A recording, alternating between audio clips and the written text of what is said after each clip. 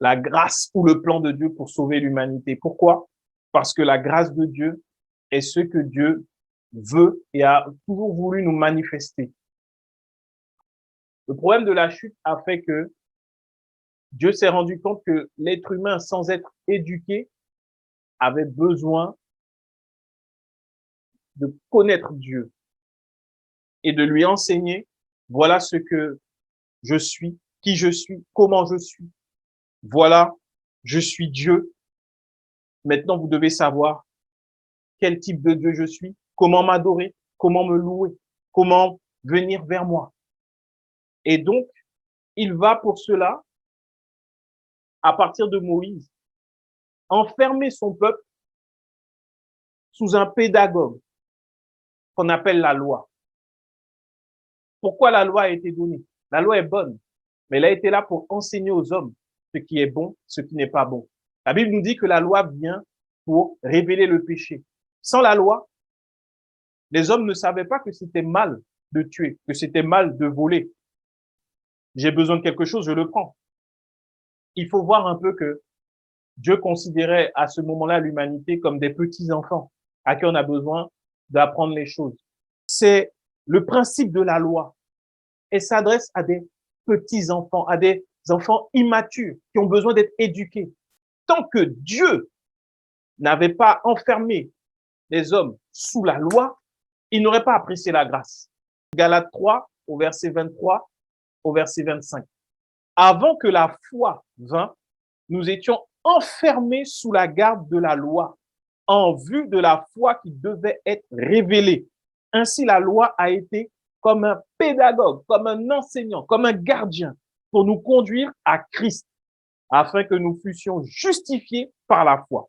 La foi étant venue, nous ne sommes plus sous ce pédagogue.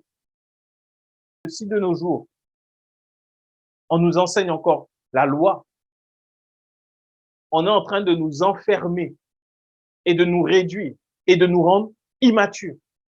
Souvent, on enseigne des principes de la loi pour que l'on puisse grandir, que l'on ait une bonne attitude, que l'on ne pêche pas. Il ne faut pas faire ci, il ne faut pas faire ça.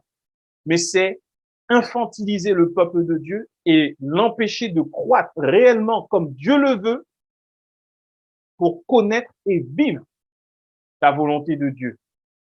Sa volonté que l'on a vue dès le jardin d'Éden, sa grâce, pour restaurer sa relation d'amour. Si l'on comprend bien, la Bible tout entière, c'est l'histoire de l'amour de Dieu envers l'humanité. C'est l'histoire de l'amour de Dieu envers l'humanité et sa grâce, c'est la manifestation de cet amour. Parce que la Bible nous dit que Christ est la preuve de l'amour de Dieu envers nous. Regardons la parole, Colossiens 2, verset 8. Colossiens 2, 8 nous dit « Veillez à ce que personne ne vous prenne au piège de la recherche d'une sagesse qui n'est que tromperie et illusion, qui se fonde sur des traditions toutes humaines, sur les principes élémentaires qui régissent la vie dans ce monde et non sur le Christ. » Ça nous empêche de vivre ce que Dieu a prévu pour nous, sa grâce, cette relation d'amour où lui, il vit en nous. Les principes rudimentaires, c'est ce que l'on a vu dans l'Ancien Testament. Quelqu'un a été visité par Dieu à un endroit. Il dit, waouh, Dieu m'a visité, je vais bâtir un hôtel ici. C'est un principe rudimentaire. L'hôtel signifie que ici Dieu m'a visité et donc il y a quelque chose. L'Esprit de Dieu vient se manifester. Il y a une relation, la vision de l'échelle de Jacob. Voilà pourquoi il a fait un hôtel. Mais de nos jours, il n'y a pas besoin d'hôtel. Dieu vient habiter en toi. Il vient te transformer de l'intérieur pour te libérer de tout ce que ce monde a pu déposer de mauvais en toi. C'est la loi de la parole. C'est la loi. Elle a été donnée par Dieu. Elle a été bonne pour nous éduquer, pour que l'on sache que Dieu est grand, puissant, redoutable. Il n'a pas changé. Il est toujours le même. Il a toujours de problèmes avec le péché. Il est toujours saint. Il est toujours sur son trône, fondé sur la justice, sur l'équité, sur la vérité. Mais aujourd'hui, par Jésus-Christ, nous n'avons plus besoin d'observer les principes rudimentaires. Nous n'avons pas besoin d'offrandes pour nous approcher de lui. Nous n'avons pas besoin de sacrifices pour nous approcher de lui. Nous n'avons pas besoin d'intermédiaires pour nous approcher de lui. Par Jésus-Christ, nous avons un accès direct au Père. Et cet accès que nous avons au Père, nous l'avons par la foi. Et c'est ce que l'on appelle la grâce de Dieu. Maintenant, nous pouvons vivre la relation d'amour avec Dieu. La relation d'amour avec Dieu. Et cette relation d'amour que nous pouvons vivre avec lui, elle ne peut se faire que par Jésus-Christ. Une lecture religieuse de la parole ne nous amènera pas à une relation d'amour. Des prières religieuses ne nous amèneront pas à une relation d'amour. Ce qui nous amènera à cette relation d'amour, c'est la foi en Jésus-Christ. Sans la parole de Christ, tu pécheras contre Dieu. C'est ce qui fait une vie avec des hauts, des bas. Le problème de la foi.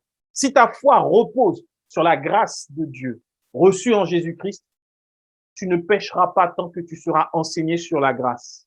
Mais si ta foi repose sur « je veux triompher comme David sur tous mes ennemis », je veux avoir des visions comme Élie, je veux être puissant comme Élisée, je veux pouvoir séparer la mer à ma parole, je veux pouvoir faire que le temps s'arrête quand je parle, je veux pouvoir faire ceci. Ta référence, ce sont des personnes qui ont perdu, qui n'ont pas gagné. Nous sommes plus que vainqueurs. Eux, ils ont fini dans la défaite. Et malheureusement, l'Ancien Testament, si on le prend au pied de la lettre, on peut donner une image de Dieu qui est en colère, on peut donner une image de Dieu qui va détruire, une image de Dieu qui va juger. Mais cette mentalité, c'est une mentalité de mort, c'est une mentalité de la loi, c'est une mentalité qui détruit. Dieu ne veut pas agir ainsi. Si Dieu le voulait, il aurait laissé que la loi soit toujours présente. On ne peut pas être justifié par la loi, c'est par la grâce de Dieu. Et le problème, c'est que lorsqu'on vient avec une mentalité de l'Ancien Testament, on empêche à cette grâce de se manifester parce qu'il n'y a que par la foi qu'on peut atteindre Christ. Il n'y a que par la foi qu'on peut vivre la grâce. On ne peut pas la vivre autrement. Et ça fait que lorsque nous nous approchons de Dieu, lorsque nous parlons à Dieu, nous mettons des protocoles, nous mettons des systèmes en place disant qu'il faut d'abord faire ceci, il faut d'abord se lever tôt le matin, il faut ensuite inviter le Saint-Esprit, ensuite il faut demander pardon, après il faut prier pour la... Non, il n'y a plus aucun protocole. Dieu est désormais notre Père. L'échec dans la prière, dans nos vies de prière, vient souvent du fait que on vient devant Dieu sous le manteau de la grâce avec la mentalité de l'Ancien Testament. Cette mentalité mélangée à la grâce, l'Ancien Testament mélangé à la grâce, ensemble réunis, tue et détruit. Quand dans l'Apocalypse, Jésus dit, puisses-tu être froid ou bouillant, mais tu es tiède, je te vomirai. Froid, ça représente le ministère qui est gravé sur la pierre. Ça représente l'Ancien Testament. Bouillant, ça représente le ministère de l'Esprit de vie qui est bouillant. Mais lorsqu'on mélange les deux, ça devient tiède. Et lorsque c'est tiède, Jésus-Christ te vomit. Tu ne peux pas être reconnu ni agréable à Dieu lorsque tu viens avec une mentalité où tu dois tout le temps demander pardon pour tes péchés et en même temps demander la grâce de Dieu. C'est impossible. Il y a un problème. Le ministère gravé sur les tables de la loi, c'est le ministère de la mort. Et tu veux mélanger la mort et la vie. Ça fait un être bizarre. C'est impossible. Tu deviens une espèce de Frankenstein spirituel dangereux. Dieu ne peut pas répondre ainsi. S'il répond ainsi, imaginons un peu. Tu viens en disant, Seigneur, pardon, j'ai péché, alors que Jésus est déjà mort pour ça. Alors que Jésus a déjà tout réglé. Tu viens devant Dieu en disant, Seigneur, je t'apporte cette offrande, afin que par cette offrande, je sois béni en retour, que mes finances soient bénies. Jésus a déjà tout pourvu. Quelle offrande tu peux apporter au Père qui lui fera plus plaisir que Jésus-Christ? Aucune. La grâce de Dieu, c'est que nous croyons en ce que Jésus a fait, en ce que Jésus a accompli, et nous recevons en retour l'amour, la grâce, la paix, la joie de notre Seigneur. Amen.